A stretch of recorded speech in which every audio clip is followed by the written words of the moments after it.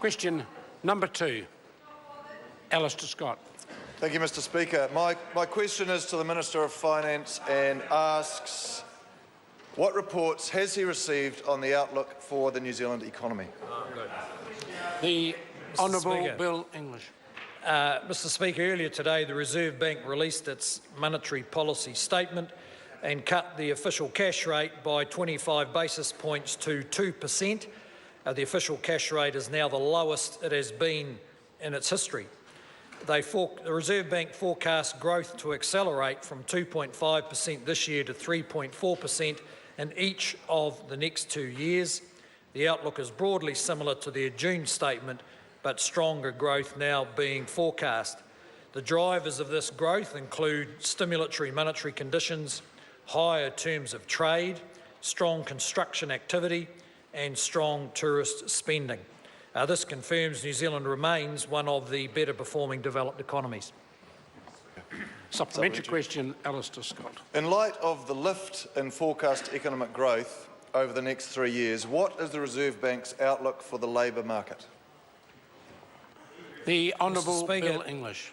Well, the Reserve Bank is forecasting an increase of about 1% more growth in the economy over the next 3 years compared to what it thought 3 months ago. They're forecasting that unemployment is going to continue falling from 5.2% this year to 4.5% by 2019, and job numbers to increase by more than 2% on average over the next 2 years. And a significant component of that, of course, will be the construction boom, where thousands of houses will be built over the next 2 or 3 years. These forecasts are in line with Treasury's forecast for the labour market and show an economy that is delivering more jobs, lower unemployment and real increases in incomes, when many developed countries that's not happening. Supplementary question, Alastair Scott. To the Minister, what risks does the Reserve Bank see in the economic outlook? The Honourable Bill English. Well, Mr Speaker, they point out that global growth is below trend growth, that's below the normal average, even though there is unprecedented levels of monetary stimulus from central banks. And they point out that significant surplus capacity remains across many economies, suppressing global inflation.